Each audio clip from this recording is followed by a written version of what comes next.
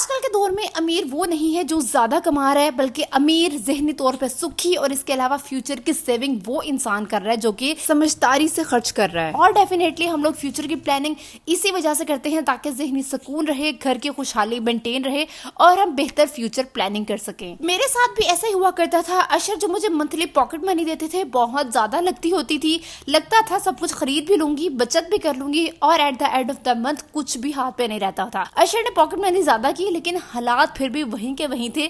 आखिरकार मुझे कुछ गलतियां अपने खत्म करनी पड़ी, कुछ बजटिंग के असूल को जिंदगी का हिस्सा बनाना पड़ा। अब मैं सब कुछ खरीद भी लेती हूँ, सेविंग भी हो जाती है और पूरा महीना भी खुशी खुशी गुजर जाता है।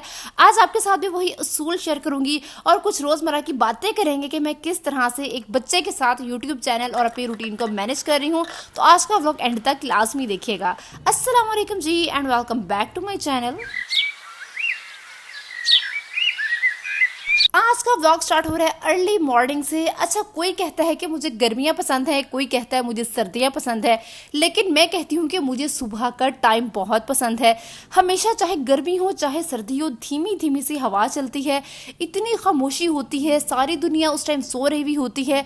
आपके पास खुला टाइम होता है कि आप बैठ के अपना दिन प्लान करो, अपना बजट प्लान करो, अपना मेन्यू डिसाइड करो, इसके अलावा अपने थॉट्स को डीक्लटर करो। और मुझे ऐसा लगता है कि जब तक आपका दिन ही प्रॉपर प्लान्ड नहीं होता, आपका घर, आपका माइंड ही वेल ऑर्गेनाइज नहीं होता ना, तब तक आप अपनी लाइफ में किसी भी और चीज की प्लानिंग नहीं कर सकते हो। फिर चाहे वो आपने मेन्यू प्लान करना है या फिर आपने बजट प्लान करना है। अच्छा खैर, आज की वही बेसिक सी रूटीन थी। वैसे ब्रेकफास्ट वगैरह बनाना था और बनाने के फौरन बाद मुझे याद आया कि आज लॉन्ड्री बास्केट भरी हुई है।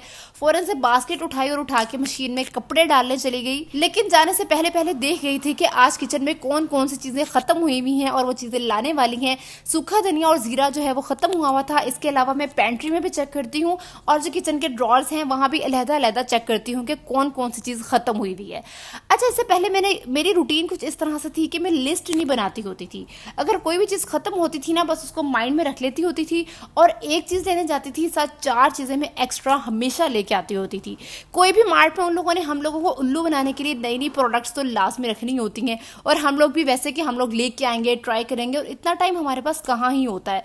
तो बस अब मैं क्या करती हूँ, पेंट्री को चेक किया और फौरन से लिस्ट बना ली। और जब भी मार्ट जाना है अपनी लिस्ट के साथ ना स्टिक रहा करें, उससे इधर उधर ना हुआ करें, क्योंकि आपको पता है कौन सी चीज़ इस्तेमाल होगी और कौन सी चीज़ मैंने ज़ाया करनी है।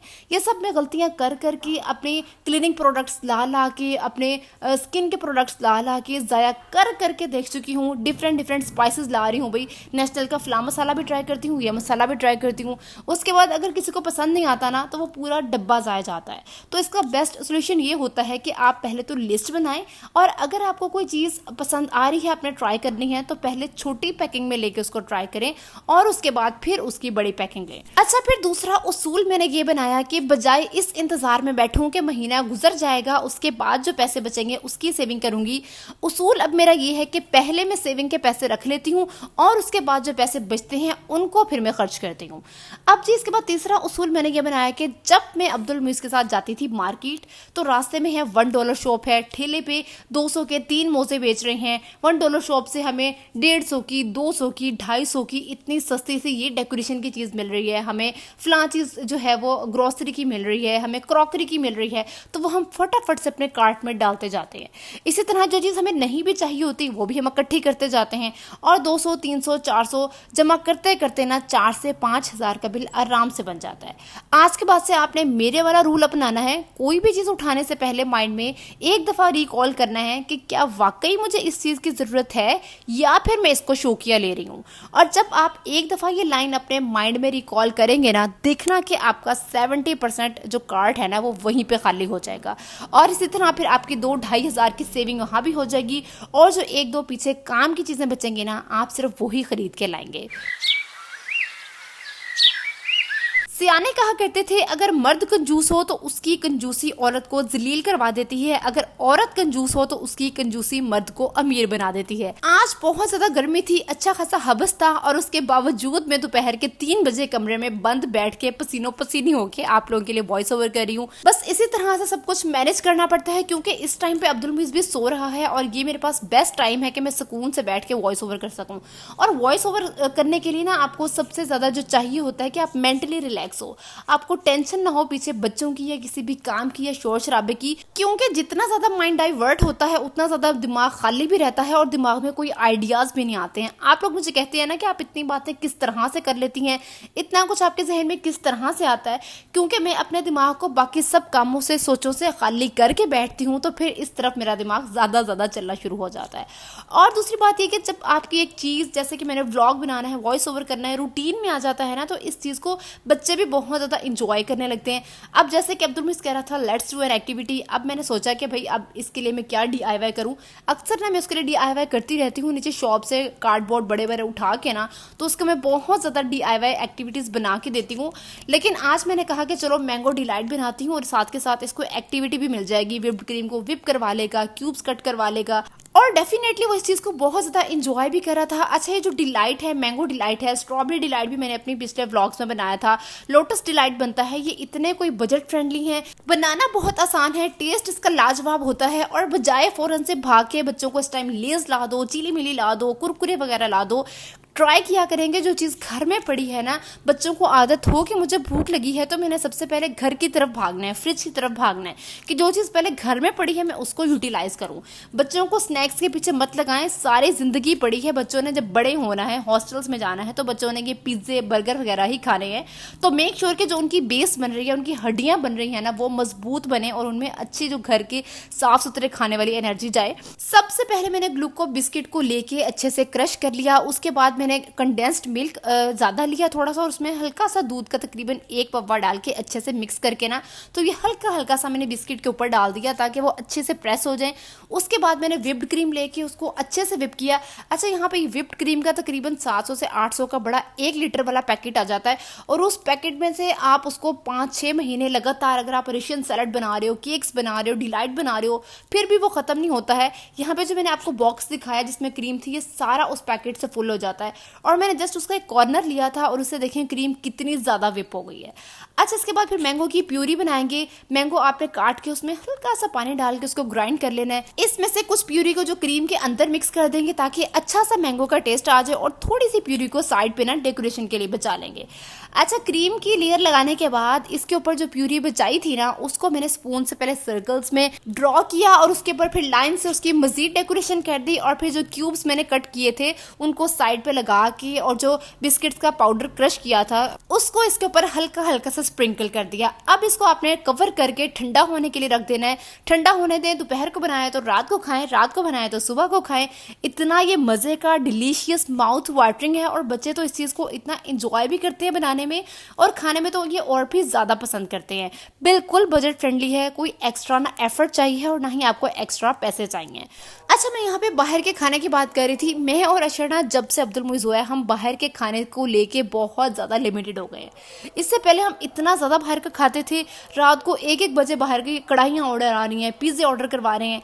अब हमने खुद को इतना ज़्यादा इसकी वजह से लिमिटेड कर लिया है कि हमने तो चलो आधी जवानी अपनी या सारी जवानी चलो गुजार ही ली है, लेकिन अभी तो वो बच्चा है, वो बढ़ रहा है, और ये उसके लिए बहुत बड़ा जुल्म है कि हम उसको बाहर के इस तरह के फास्ट फूड खिलाएं, उसकी ग्रोथ रुक जाए, उसकी तबीयतें ख़राब हों, और इतनी सी उम्र में जब उसके ये हालात होंगे तो उसकी बेस क्या ही बनेगी, और फिर बड़ा होकर जाहिर सी बात है वो तंग भी होगा, और हमें भी फिर बोलेगा कि मेरे साथ ऐसा जुल्म क्यों किया, मुझे नहीं पता था, कम से कम आप लोगों को तो पता था ना। अच्छा, तो खैर मजे का मैंगो डिलाइट भी रेडी हो चुका हुआ था। अब्दुल मुइज़ ने इस चीज़ को इंजॉय भी बहुत ज़्यादा किया था, और वीडियो भी रिकॉर्ड हो चुकी हुई थी। खैर, मैंने तो काफ़ी टाइम बाद, इतनी लंबी ब्रेक के बाद व्लॉग्स बनाने स्टार्ट किया ना, तो व्लॉग भी बनाना होता है, वॉइस ओवर भी करना होता है, और उसके बाद जो सारा मेस क्रिएट होता है उसको भी वाइंड अप करना होता है। खैर, मैं तो थक जाती हूँ, लेकिन फिर खुद को यही रिकॉल करवाती हूँ कि बहन, अगर कुछ करना है ना लाइफ में, तो अपने कंफर्ट जोन से बाहर निकलना ही पड़ेगा, और अपनी दोपहर की नींद को कुर्बान करना ही पड़ेगा। और उसके बाद फिर आप लोगों का इतना अच्छा रिस्पॉन्स, आप लोगों के कमेंट्स पढ़ती हूँ ना, तो फिर मुझे अपनी मेहनत का सिला मिलता हुआ भी नजर आता है। अच्छा, आप लोग कहाँ कहाँ से मेरी वीडियोस देखते हो, ये कमेंट्स में मुझे लास्ट में बताना, और आप लोगों के एरिया में कितनी गर्मी है ये भी मुझे कमेंट्स में आके लास्ट में बताना। छोटे होते ये बात समझ नहीं आती थी कि एक औरत 7 नस्लों को परवान चढ़ाती है, लेकिन जब प्रैक्टिकली ये चीज़ एक्सपीरियंस कर रही हूँ, लाइक अब्दुल मुइज़ को जब मैं देखती हूँ और मैं सोचती हूँ कि अगर ये नमाज नहीं पढ़ेगा तो डेफिनेटली अपने बच्चों को नहीं कहेगा, जब अपने बच्चों को नहीं कहेगा तो उनमें तो वैसे ही नमाज का कॉन्सेप्ट ही खत्म हो जाएगा, और इसी तरह फिर उससे अगली नस्ल को तो यही नहीं पता होगा कि नमाज होती क्या है। तो इस तरह अब मुझे ये चीज़ प्रैक्टिकली समझ आती है कि वाकई एक मर्द का काम है कमाना और एक औरत का काम है बच्चों की परवरिश करना और तरबियत करना, और वाकई एक औरत 7 नस्लों को परवान चढ़ाती है। देखिए, इस इंतजार में मत बैठा करें कि हमारे बच्चे बड़े हो जाएं फिर उनको हम समझाएंगे, बच्चों को उनकी एज के हिसाब से एजुकेट करते रहा करें। देखिए, बच्चे तो बच्चे हैं, बच्चों ने तो कहना ही है, लेकिन बड़ों का काम है बच्चों को समझाना। और अब मैं जितनी दफा अब्दुल मुइज़ के साथ जाती हूँ वो हर दफा मुझे न्यू टॉय का कहता है। दिन में 2 दफा गई हूँ, वो पहला टॉय भूल जाएगा और मुझे अगले टॉय का कहेगा, लेकिन मैं उसको बहुत प्यार से समझाती हूँ कि आपने ऑलरेडी 1 टॉय घर में ले लिया हुआ है, उसकी जुबान में सिंपल वर्ड्स में जिसमें वाकई उसको समझ आ जाए, और फिर उसके सामने ऑप्शन रख देती हूँ, या आप कुकी ले लो या आप जूस ले लो। और जब आप 2 ऑप्शंस बच्चे के सामने रखते हो ना तो वो इजीली एक ऑप्शन चूज भी कर लेता है और जिद भी नहीं करता। इसी तरह दोपहर में लंच में मुझे इस चीज़ की मुश्किल होती है कि भाई वो क्या खाएगा क्या नहीं खाएगा, बजाय उसे ये पूछने के आप क्या खाओगे, आप पिज्ज़ा खाओगे, आप पास्ता खाओगे, आप नूडल्स खाओगे, आप बच्चे के सामने 2 सालन की चॉइस रख दो कि आप ये खाओगे या फलां चीज़ खाओगे। शूज़ पहनने हैं, 2 शूज़ सामने रख दें, आप ये वाला पहनोगे या वो वाला पहनोगे, उस पे मत छोड़ें कि आप अपनी चॉइस बताओ, बच्चे के सामने 2 ऑप्शंस रख दें। इस तरह बच्चा खुशी खुशी अपनी मर्जी से, उसमें डिसीजन पावर भी आती है कि हाँ मैं अपनी मर्जी से चूज कर रहा हूँ, और आपके लिए भी काफ़ी आसानी रहती है। क्रिएटिव वे से बच्चों को डील किया करें। एक तरीका मेरा ये है उसको डील करने का, और दूसरा तरीका ये है कि मैं सिंपल वे में उसको समझा देती हूँ कि अभी टॉय का टाइम नहीं आया, अभी हम नेक्स्ट शॉप पे जाएंगे, अभी हमने फलां चीज़ लेनी है, और नेक्स्ट टाइम जब हम आएंगे ना तो फिर हम इस चीज़ के बारे में सोचेंगे कि हमने क्या करना है। और यकीन करें वो बिल्कुल भी इस चीज़ की ना जिद करता है ना ज़मीन पे लेटता है, क्योंकि उसको छोटे होते से इस चीज़ का पता लग गया है कि मुझे हर चीज़ मिलेगी भी, लेकिन अपने टाइम पे मिलेगी, जिद करने पे नहीं मिलेगी, रोने पे नहीं मिलेगी, और वो फौरन से बात मान भी जाता है। और सबसे बड़ी बात यह कि इस तरह से आपका खुद का बजट भी कंट्रोल में रहता है, वरना अक्सर माँ को तो मैंने यही कहते सुना है कि बच्चों के बाद तो हम लोग बिल्कुल ही खाली हो जाते हैं, पैसे अल्लाह जाने कहाँ पे जाते हैं। अच्छा, जिस दिन अब्दुल मुइज़ पैदा हुआ था ना उस दिन से मैंने और अशर ने एक रूल बनाया था कि जो स्टेटमेंट उसको देनी है ना वो हर हाल में पूरी करनी है। खैर वो बड़ा होता गया और अब वो माशाल्लाह 4 साल का हो जाएगा नेक्स्ट मंथ, और मैं उसमें ये चेंज देखती हूँ कि हम उसे जो बात कहते हैं वो हमारी बात पे फ़ौरन से यकीन कर लेता है, वो हमारी बात फ़ौरन से मान लेता है। और इसकी वजह यही है कि डे 1 से हमने जो स्टेटमेंट उसको दी है उसको पूरा किया है कि अगर आपको इस टाइम पे पार्क लेके जाना है तो अगर हमने लेके जाना है तभी उसको स्टेटमेंट वो देते भी हैं और उसकी वो स्टेटमेंट पूरी होती भी है।